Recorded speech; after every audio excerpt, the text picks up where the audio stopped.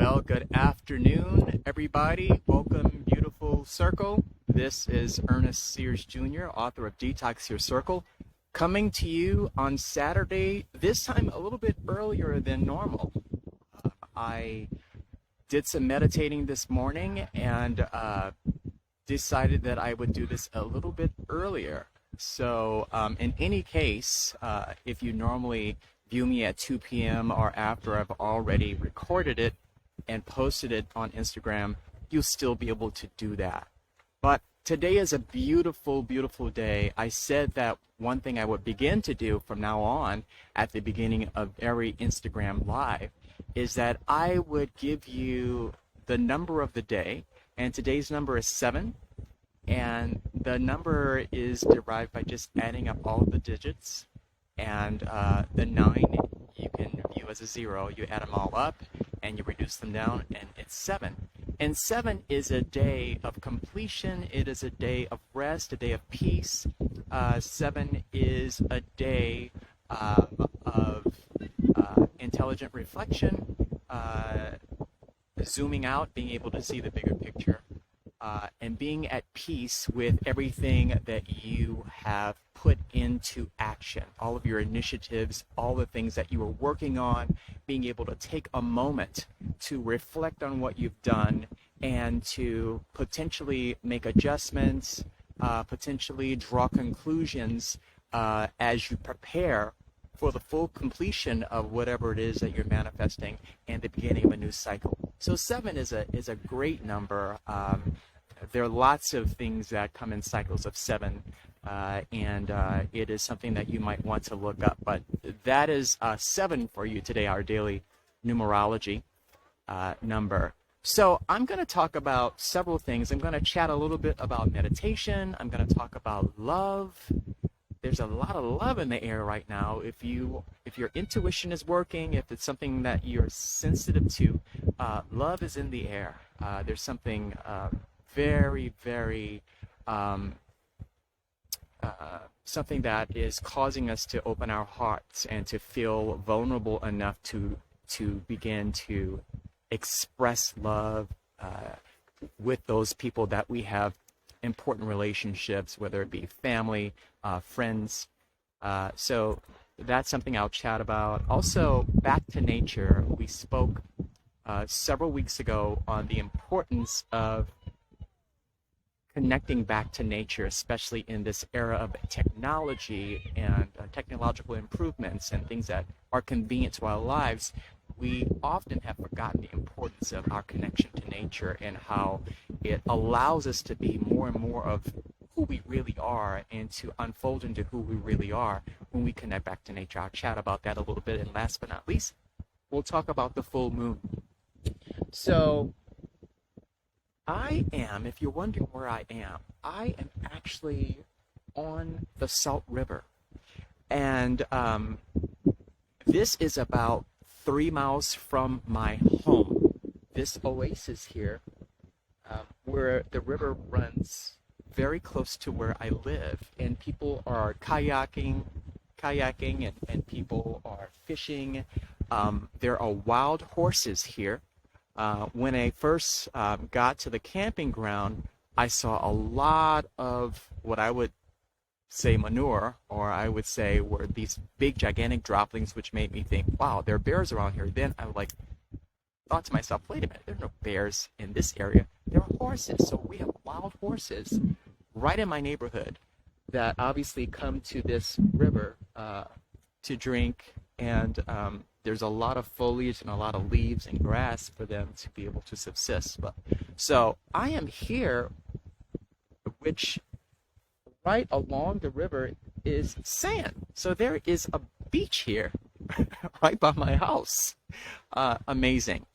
So I would say that my meditation wound up bringing me where I am right now. Today's meditation for me, the thing that was on my mind a lot was a scripture. And I know many of you aren't necessarily Bible scholars, and many of you don't necessarily read the Bible or see it as anything more than a historical reference book of mythology, which is fine, and because it is that. uh, among other things. But one of the things that rang in my head and in my heart is this scripture that says, "He that dwells in the secret place of the Most High shall abide under the shadow of the Almighty." And I kept hearing that. And for me, that secret place is when you go inside yourself, when you close the door behind you, or you close the closet behind you, and you get into that place where you commune with yourself and with God, and you turn the lights off, and there's no one that's going to interrupt you. And so your practice, your ritual, whether it be meditation, or you also pray, or just sit there and reflect, that to me is the secret place of the Most High. And it is where we are reminded of our place, in that there is a bigger purpose for our lives. There's a bigger purpose for our contribution. And our contribution is refined and made more valuable and meaningful as we learn to go inside and cultivate whatever it is that we are, cultivate whoever it is that we are trying to be. And when we get alone and we dwell on who it is that we are and what we're trying to be, we amplify and augment, what we are radiating out to the world. So it's very important from time to time for you to get in that secret place of the Most High and be reminded that you are under the shadow of the Almighty. So you have a perfect niche, a perfect place in the world as it relates to the bigger picture. You fit in somewhere. You are a piece of the puzzle that is necessary for the progression, for the evolution, for the ascension of the human collective. And it is your job, and it is your duty, and only you are accountable for becoming and blossoming and unfolding into who it is that you are supposed to be. There is a universal law that says, as above, so beneath. And so when you get alone in that secret place of meditation, of contemplation, of reflection, and there's just you and you, that is when you receive revelation and insight that you are merely a microcosm of the macrocosm. So you are a subset of God. You are a sector in God. So when you look up and you think, wow, God is amazing, God is big, and then you look down and you see yourself, it's like everything is really inside you. And so if you begin to see yourself as an emanation, as a subset, as a reflection, as a facet of God's love, then you begin to understand the importance of cultivating who you are and working on those areas that you would like to improve in. And not only that, but also just accepting them and understanding that you, in all your faults, warts and all, present to the world a very unique facet of love of God. And that takes me to love as a topic. When I think of love, I think of God. I think of Source. I think of the intelligent spirit. I think of the Creator. And I'm also reminded that because we are inflections that represent parts of God, that means that each of us represents a specific facet of love. Because if we are a facet of God, then we are a facet of love, if God is love. So what kind of love are you representing when you interact with the world, when you interact with your family, when you interact with your friends, when you interact with strangers?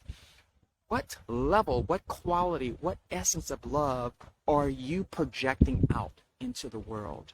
And so that's food for thought. And I was thinking about that today.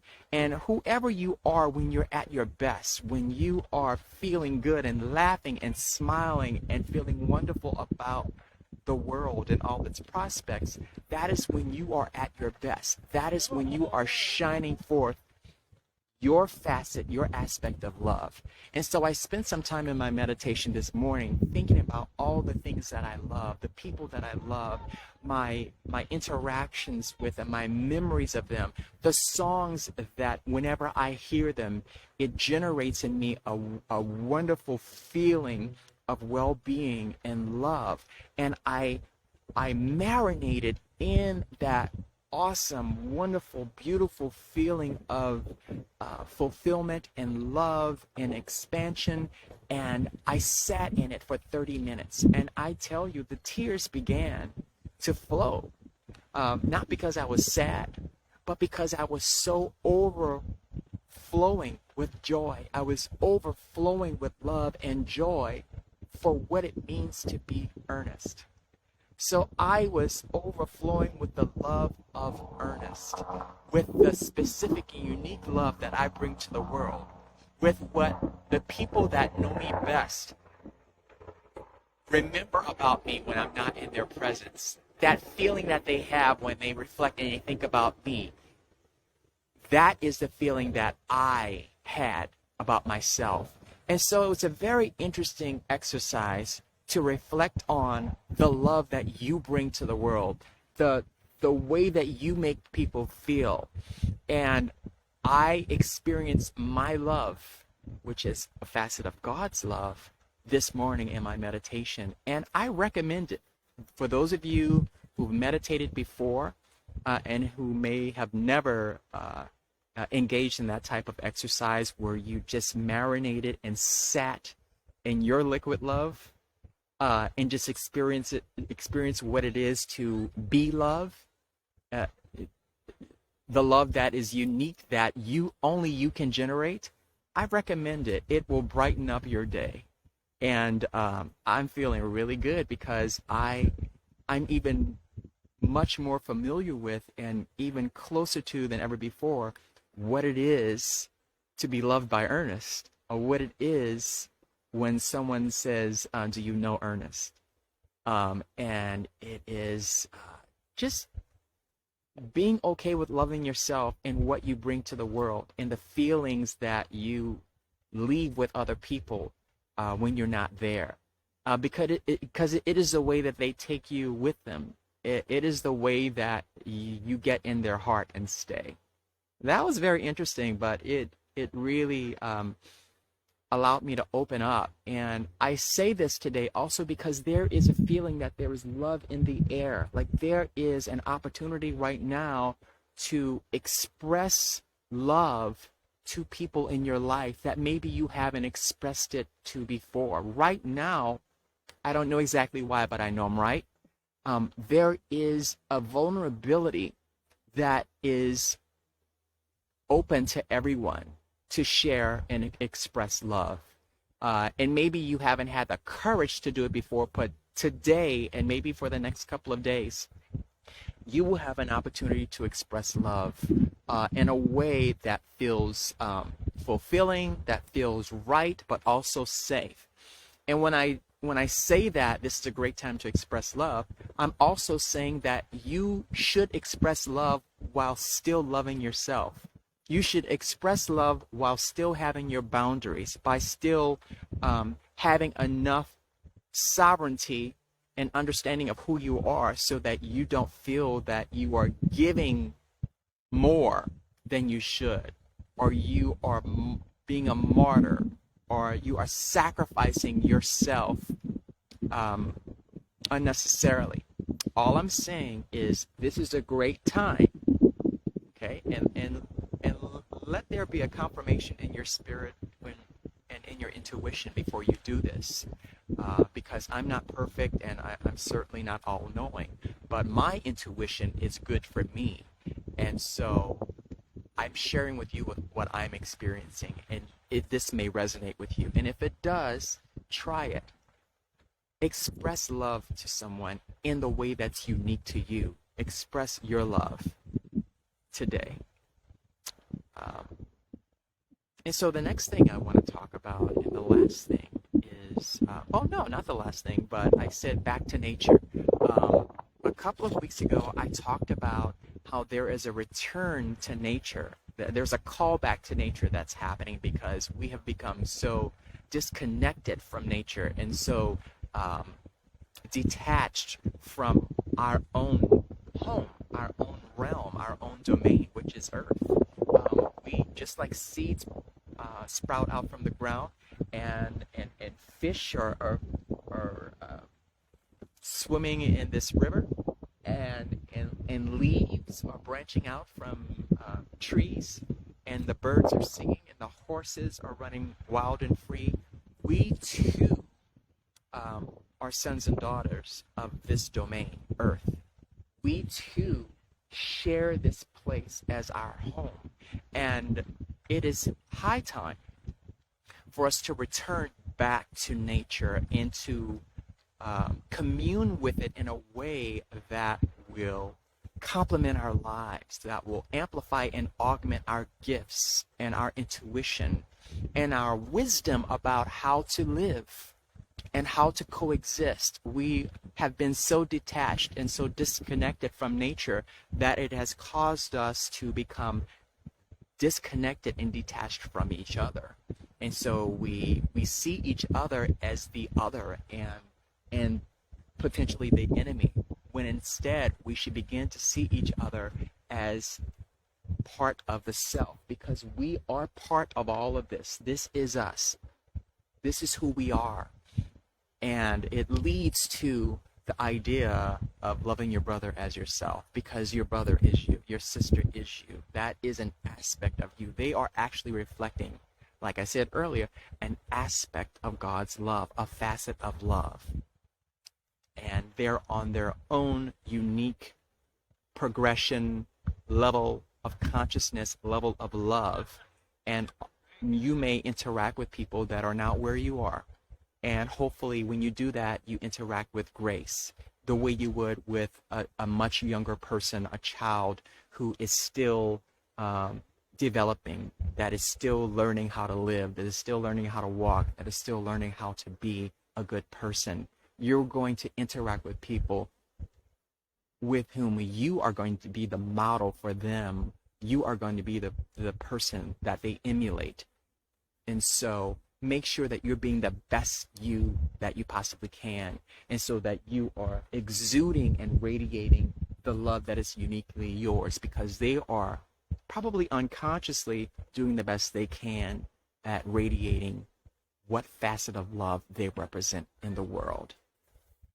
Okay, so back to nature is a very important concept that I hope we're all espousing and embodying and embracing. And last but not least, I want to talk about the full moon. We just had a full moon that was activated tonight. I think it was 12:18 Arizona time, 12:17 Arizona time. And a lot of people don't put a whole lot of belief in the moon and the planets and the sun and things like that. But again, going back to nature means that you have to accept that all of nature is interacting in ways that are allowing you to thrive, allowing you to live. The sun is one of the main reasons why we're able to continue to live and evolve, both spiritually and physically. And so the moon also has a purpose and has purposes in addition to the ebb and flow of the tide in the oceans and its effect on water. We being at least 75% water, are affected also by the moon. And this is fact. This is science. And it is not about believing it. This is just factual. And so one of the things that a lot of people do is to set an intention. You set an intention on what you want to accomplish. It's like making a wish. This is what I would like. These are my desires. This is what I plan to do. This is what I want to happen. And there is nothing wrong with that. There's a lot of wisdom in that. This is something that's been done for eons, for thousands and thousands of years. So there is something to it. And I did that also. I set my intentions on some things that I want want to manifest. And it's like planting seeds. So again, going back to nature, part of going back to nature is understanding the importance of uh, sowing seeds and harvesting harvest later after those seeds have had time to grow and turn into our harvest. And so, in the same way, symbolically and spiritually and energetically, you set seeds of intention for the next 30 days. Like, what do you want to accomplish? What do you want to come to fruition at the beginning of this, at the advent of this full moon, so that in 30 days you begin to harvest the seeds of your intention?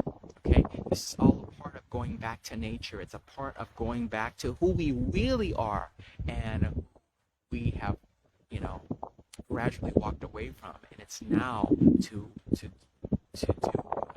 you know, an about face and come back and really get into the center of our being.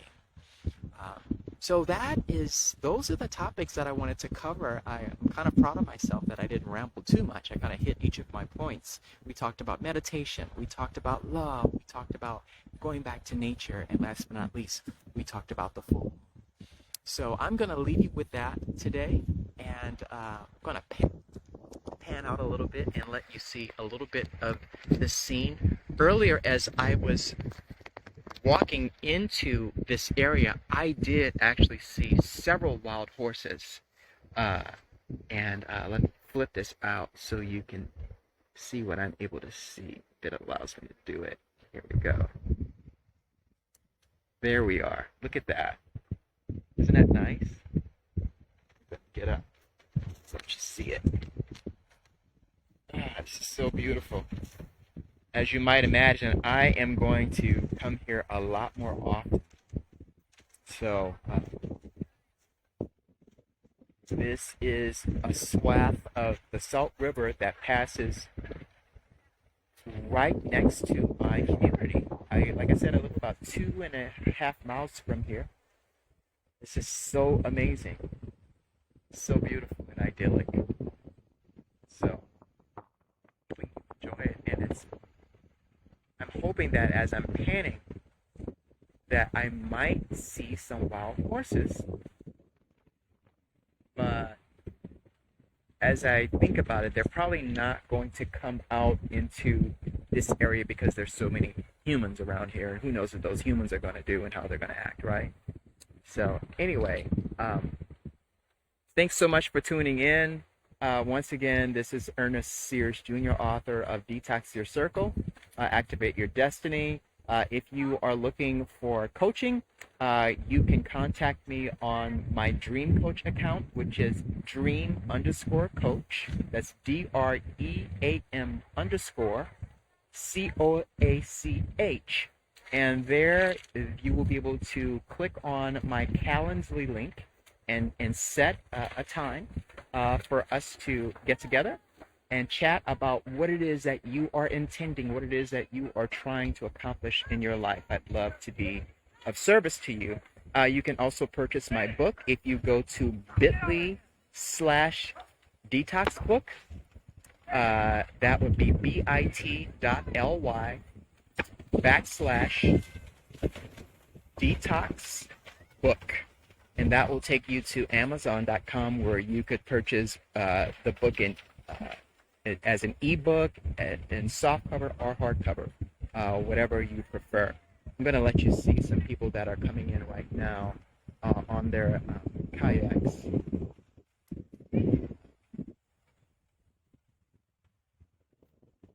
As soon as I turn around, you'll see that. So yeah, feel free to hit me up. Send me DMs if you have any questions at all. Comments, I certainly appreciate. Thumbs up, I certainly appreciate. That looks like somebody who used to work for me. I just saw one of my employees from about 10 years ago. It's so funny. That probably wasn't a nice thing to say, but I meant it in a positive way. So I'm going to go ahead and sign off. Again, like and share. That is very helpful when you do that. And it allows me to continue to do what I do and offer this service. Bye, everybody.